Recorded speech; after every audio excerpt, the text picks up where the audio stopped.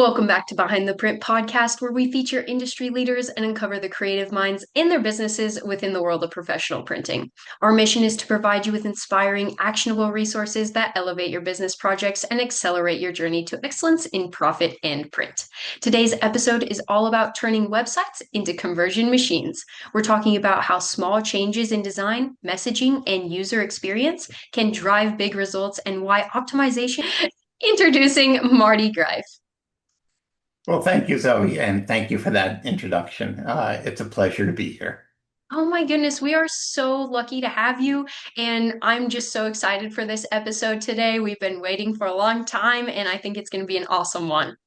Well, thank you. I know I did promise to do this a while back, but my calendar has been a little crazy, so my apologies.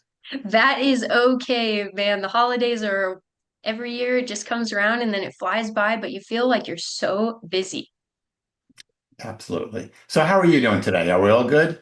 Yeah, I'm doing really great. It's a beautiful morning out here in Montana. The sky's a bit cloudy, but it's not snowing, so I'm happy. How about you? Perfect. I have no complaints whatsoever. Love to hear it. Love to hear it. Well, I'm really curious. Tell me, what originally pushed you to write True Connections back in the day? And was there a moment where you realized relationship marketing was being understood or underused?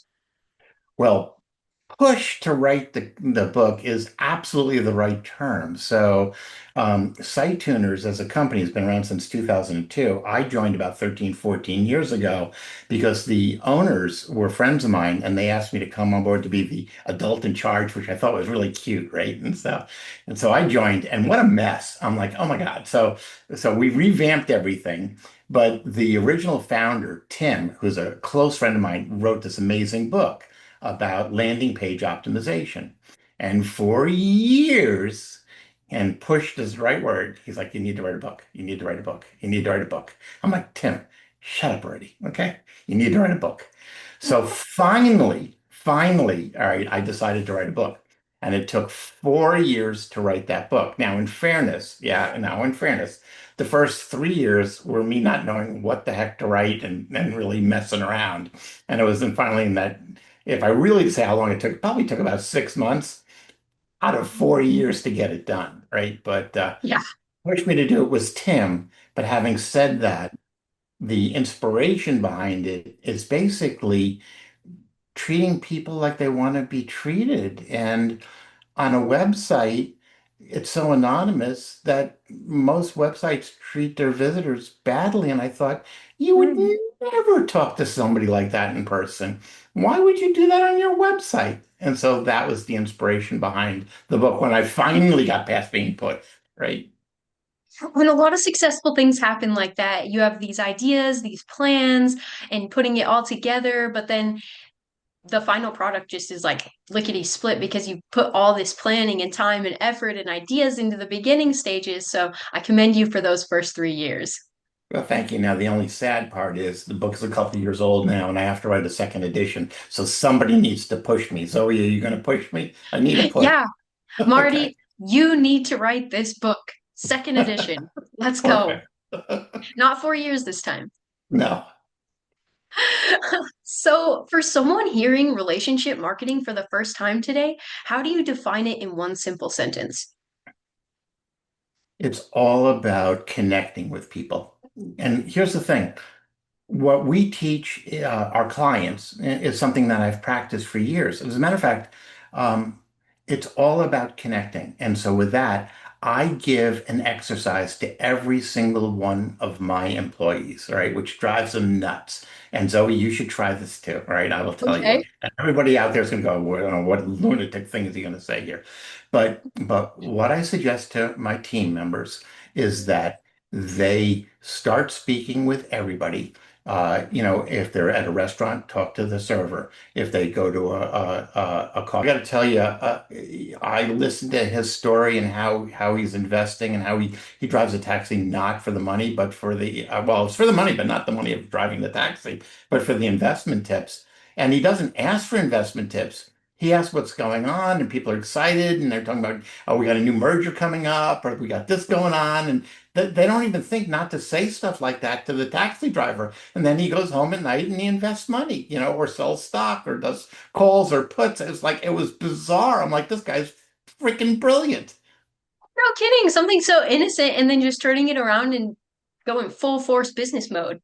Yeah, yeah. So your career spans across traditional and digital marketing. What do you think changed most about relationships once everything moved online? Um, well, it's sad to say, but people became, I don't know, more self-centered. They're ruder now. Look, as people, and I don't mean to offend anybody, but as people, we're literally animals, okay? I mean, 50,000 years ago, our ancestors lived in caves, okay? And so, you know, our animal instincts that we had back then, which helped us to survive, to maybe even thrive, they can hurt us today because, those same self-preservation instincts make things about us and not about the other people. And so we have those base instincts, but when you're in a society and you've got a lot more in person, you can't be, well, some people are selfish no matter what, but forgetting those people, all right, most people learn to coexist better.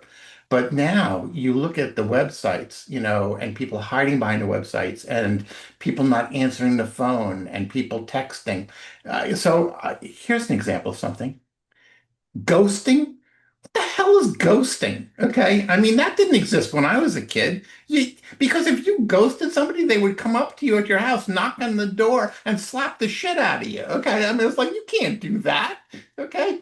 But that's like considered okay. It's not okay. No one wants to be ghosted. Why do we do these things? Right? Right. So. I have no clue. That's a great question, and I totally agree with you, making it more selfish in a sense. And you argue that technology should support these relationships, not replace them. So where do you see companies getting this wrong most often? Their websites do what we jokingly refer to as the opera school of marketing. And so what is that? It's when you land on a website, it basically goes, me, me, me, me. It's all about me. I don't care about you. Okay. And so that's the opera school of marketing. We basically don't do that. Okay. Make the website about the visitor, not about we're number one. Yes. What are you going to do for me though? Right? Make it about them. Right? Right. Totally. Yeah. And And so, I mean, this happens in real life too. You meet somebody and it could be at a conference or somewhere and you got this guy and says, "Hi, I'm this and I do this and I do this and I do this." They don't ask about you whatsoever. My worst story, and forgive me, this was at a high school reunion, and I will change the person's name to protect the innocent. All right. Forgive me for the story. He came up to the group and he said, "Well, I'm a lawyer now, and I'm this, and I'm that, and I'm this." And I said, "Well, I'll say Henry. What his name? I'll say, "Well, Henry, it looks like some things have never changed." He said, "What's that?" I said, "You're still an asshole." But you can do that with high school reunions. very true, very true. And some people are just like that. It's interesting. Yeah. No, joy in, at least for me, joy in life is connecting with people. And that's the whole of our business is helping people to connect. And we do it with websites, but we also do it with talking to the principals of the company, the employees, so that they have better lives, they connect better with their clients, their vendors, you know. We have four words that are important in everything we do at Site Tuners. The four words are every interaction has to be caring, knowledgeable, helpful, and entertaining. And if you can at least do three out of the four, you're in good shape. That's perfect. I love that motto and how you're teaching other business owners to reflect that throughout their business with their vendors, their employees. That's really valuable work you're doing. Well, thank you. I learned it the hard way because I was incredibly selfish. Okay. Wow. And I got yelled at by a CEO. I was VP of marketing in a publicly traded company. And I was interviewing a director of marketing communication. And this poor guy came in. He was so proud of all the awards he won. All right. He was so proud. And I asked the following questions. I said, "Well, you got these awards, but how many leads did it generate? How many sales did it generate? And he said, but I won this award. I said, I don't really care about your awards. I care about like the results that you got from this. What did it do? Anyway, he felt really badly. Okay. And he went and complained to the director of HR, who we both reported to the CEO. And the CEO called me into his office. He said, Marty, you may be 100% right that this guy wasn't a fit. But everybody you talk to, they should say, oh my God, these are amazing people. And I would be honored to work with them, know them, and so on. Instead, you left a bad taste in someone's mouth, and you never know who he's going to talk to again. Stop being selfish. Stop making it about you. Okay. Make it about them. Make them feel good. And he Yeah. slapped me. I mean, not physically, but I mean, I felt awful afterwards. And so that was the turning point. Totally. And over the years, I've learned people remember about 10% of what you say and about 90% of how you made them feel. So when they leave the conversation, they might not remember all the details, but they'll remember what you said and how you made them feel. So I totally see that reflecting in other people's businesses and just practices and how a little bit of kindness can go a long ways when it comes to grace. Oh, absolutely. I agree 100%. And you don't always get it right. I mean, I remember Yeah. I had a sales guy come in and he talked to me and he was younger and I finally stopped him. I said, I'm sorry. Am I making you nervous? I was VP in a multi-billion dollar company. He said, am I making you nervous? He said, yes. I said, would you like to start over again? He said, yes, please. You know, the poor guy. I mean, So I can envision it in my mind for like our company even. Like that makes a lot of sense. Right. Well, we did, if I go back to, in full disclosure, to all who are listening. So, your company is a client of ours, right? Right. And we did simplify a lot of the buying process there. But I will tell you, you did such a great job listening to what we suggested that I turned around and became a client of yours. So I've actually printed, with Printing Center USA. So, you listened and you actually implemented, and your site is not doing that opera school of marketing. Your site is now optimized to actually give love and value to your clients. So kudos to you guys. Well, thank you so much. And thanks for all your help. I mean, that's really impressive just to be able to make some few tweaks and some changes to really propel that forward and just get more clients. Yeah, it really comes down to really how do you want to be treated online? And why aren't you doing that for your clients? Mm. Very connected. I love it. And do you think relationship marketing is more important for small businesses or large brands, or does it make a difference? Well, there's an unfortunate side to that. Okay. So a relationship marketing is important across the board. But large companies have a bad habit of abandoning that. And so I remember I was giving a presentation to a company that'll remain nameless, and you'll be obvious why in a minute. $20 billion hardware brand. And their executive vice president, I presented all these things to him. And he said to me, this is nonsense. Apple doesn't do it that way. And my immediate response was, yeah, but you're not Apple. They weren't a client much longer after that. And so I maybe didn't build the right relationship. But the point was, Apple does build relationships and they know what they're doing. And this other company was going to force things down people's throats. And I'm like, you can't do that. And his response and my response pretty much tied that all together real well. So we've got this great reputation. And so people come to us. But if we make a big deal for a billion-dollar company, are we really impacting people's lives? Versus when we work with small to medium-sized companies, we're making a difference for people where they actually care. So we really try to work for the smaller to mid-sized businesses now because we can make a difference and we can see the difference in their lives. Versus you fix something in a billion-dollar company. Actually, we had $1 billion company. We ran a test and we proved that our version increased their revenue by $17 million a year, which wasn't enough for them to care. And the CEOs, but I don't like it. And they wouldn't implement it, even though it generated $17 million more a year. So no, we like the smaller companies. Yeah, a large amount of greed, it sounds like. Those smaller companies are very humble. Yeah. Yeah. You give a smaller company 17 million extra a year, they tend to be pretty happy with you. Okay. I would say. That's awesome and really insightful. I love it. And I'm curious, like, about the metrics. What metrics should they be tracking besides conversions if they're serious about long-term relationships with their customers and just like solidifying that relationship marketing? Well, there's a number of metrics, and some of them are website metrics. Some of them are a little bit off the website. For example, lifetime value of a client. All right, shows that you've got a repeat visit. Net promoter score. All right, which shows that people are willing to recommend you. Those are things that help measure your success. But not every business can do that. Some businesses are one and done. And again, I don't mean to sound morbid, but if you are, buying a funeral plot, you're probably not doing it for lots of people. You're not a repeat visitor. Chances are pretty good, or I mean, that sounds terrible, but so some things won't work for like customer lifetime value, right? Right. Unless you've got a large family and you want to get rid of them. No, I'm sorry, that's just rude. But my point being is not all statistics work for everyone. On the websites, yeah.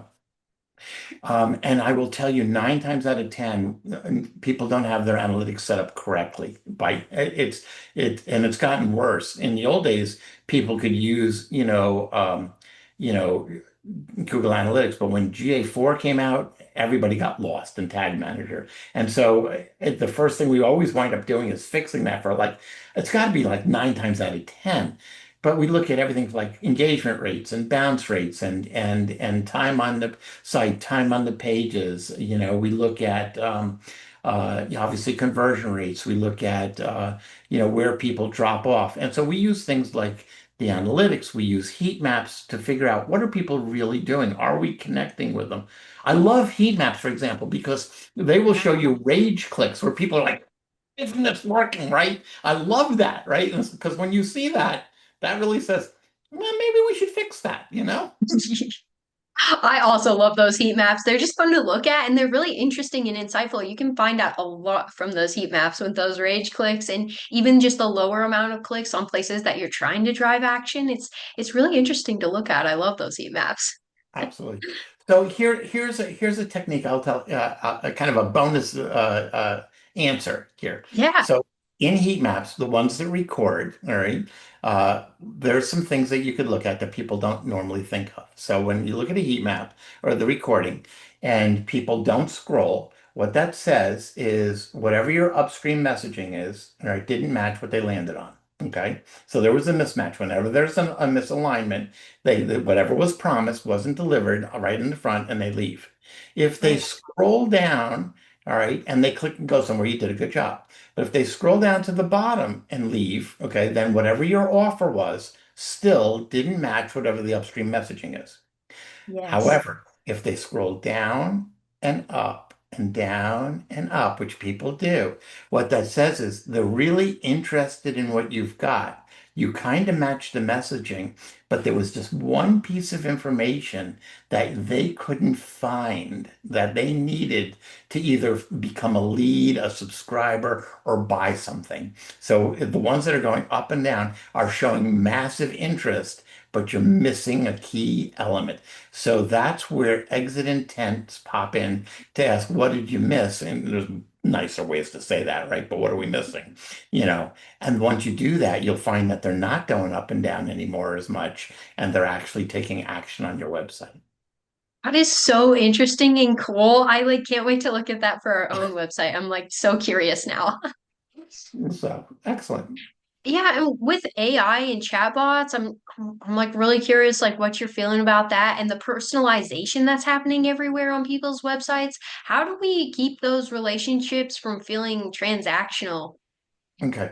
Well, what's interesting with conversion rate optimization, personalization has been around 15 or 20 years now. So this is not a new thing. Um, No. and as a matter of fact, years ago, I worked at an AI company, and this is going to be about almost 30 years ago.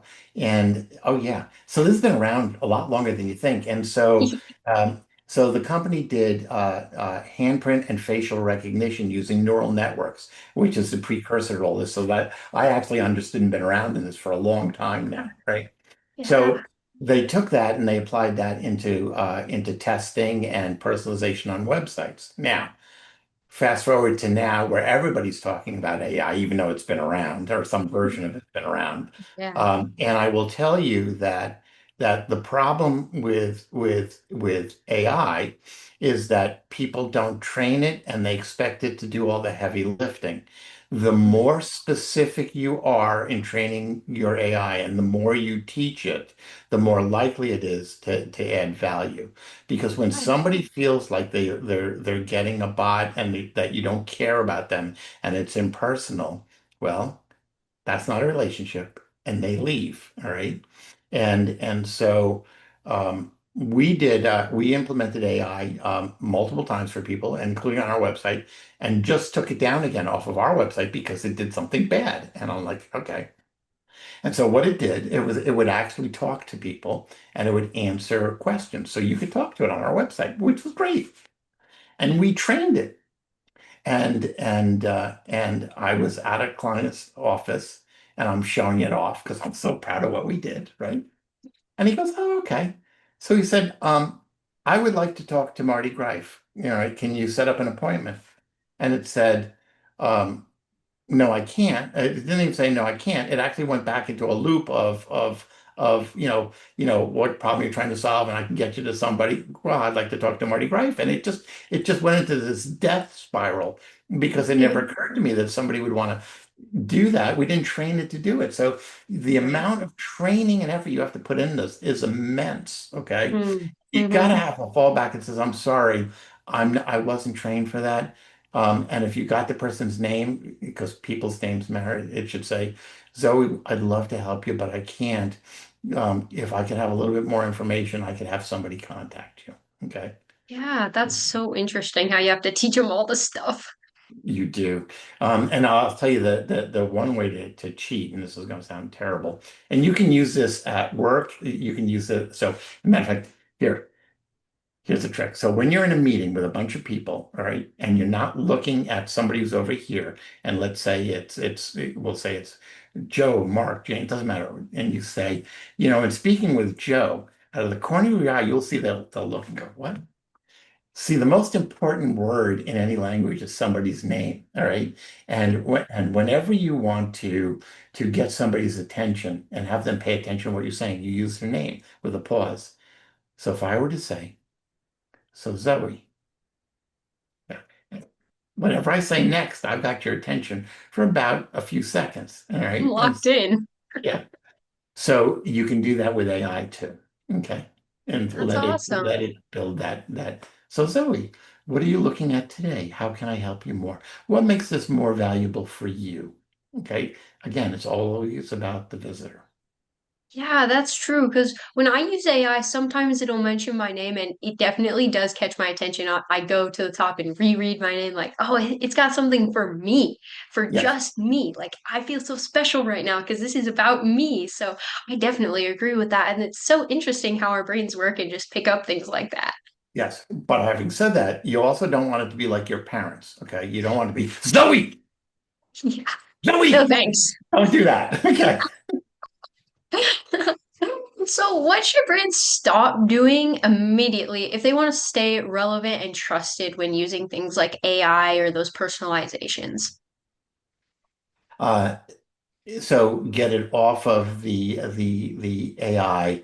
I live in Tampa, Florida, so I am not coming in the winter. Okay, but No, but no, but at some no, no. But at some point, I'm going to come up and visit and meet with everybody. I did send some of my team members there because it's important to have those relationships. They right. didn't need to come there, but for us, it's important, right? Yeah, yeah. That makes a lot of sense too, how other people could be doing this as well. Like just with the no I statement conversations and talking to the barista, talking to the waiter, talking to people at the post office or wherever you run into people. I'm definitely gonna try that and I'm like curious to see how it works out for me. I'm told it's a little harder in some other languages, interestingly. So, because we have native speakers of obviously English, but we have native speakers of like Swedish, Norwegian, Russian, Japanese, Spanish, Portuguese, and it turns out it's not as easy in some other languages to do that, right? And so, but they all agree conceptually it works well. So. That's cool. That's cool. So, if you had a free day to spend however you like, and you weren't a keynote speaker, and you weren't writing a book, and you weren't working on websites, what would you be doing, Marty? So, I will tell you that I cheat on those levels. So because I've gotten to a certain stage in life where I travel and visit clients, and when I go to be a keynote speaker, I always book extra time to wander around.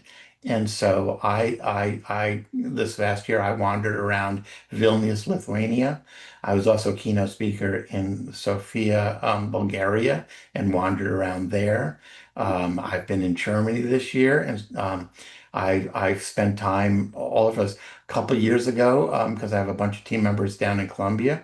We rented a resort, and they're all over the country. I rented a resort in Cartagena, and so we basically partied for 5 days and nights on the beach. Okay, and so, you know, yeah, which is different Enjoy. than which is different than in the snow in Montana. So not my thing. Yeah. Yeah, no, party's a little different. Indoors. Yeah. So I go and I travel and I see things. I love history. I love castles, okay, for Europe. What I haven't done a lot of, but I'm desperate to do, is my father served in World War II. And he would talk about he was stationed at in Hawaii after Pearl Harbor. But he was stationed there and he was a flight engineer on what was known as a PBY, the flying boats. Okay. And they would fly out to the forward bases either right before or right after an attack. And they would either take wounded away or deliver supplies and so on. So I knew these places. So on Yeah. my list of things to do is actually to go to some of these smaller islands, some of these places like the Solomon Islands or Guam, and just look at some of the World War II history, things that my father, you know, obviously a little different. People were shooting at him. I mean, I'm not expecting people to shoot at me. Okay. And so, No, no, but no. yeah, but I mean, I find that stuff fascinating. So Yeah. my next bucket list stuff is to go to different parts of Southeast Asia and the Pacific. I've been to Australia, New Zealand, Hong Kong, Singapore, Japan. I've been to a lot of these places, but I haven't done the World War II kind of stuff out there. Well, that's gonna be so exciting. And like just seeing that history go all the way back to like your father and then being there in the same places, like that's pure magic. Yeah, I'm looking forward to it. And so I haven't booked it yet, but it's on the list of things to do. So, I got to get to it sooner rather than later. That's all. Yes. Book it soon. Book it soon. And now, if you had one thing that you'd want our listeners to take away from this episode and remember, what would it be? That as much as I love you all, you're all selfish. Okay. And so stop being selfish. And so the easiest way to stop being selfish, Have you? And that's a wrap on another episode of Behind the Print podcast. Thanks to our listeners for joining us as we've explored the artistry and innovation of the printing world. Remember, having a strong strategy and using tools like print to amplify your message will make your brand stand out from the crowd. If you've enjoyed today's episode, be sure to stop by printingcenterusa.com and get yourself a free sample pack to share with your fellow business enthusiasts. And until next time, keep those creative sparks flying and remember, there's always more to discover behind the print.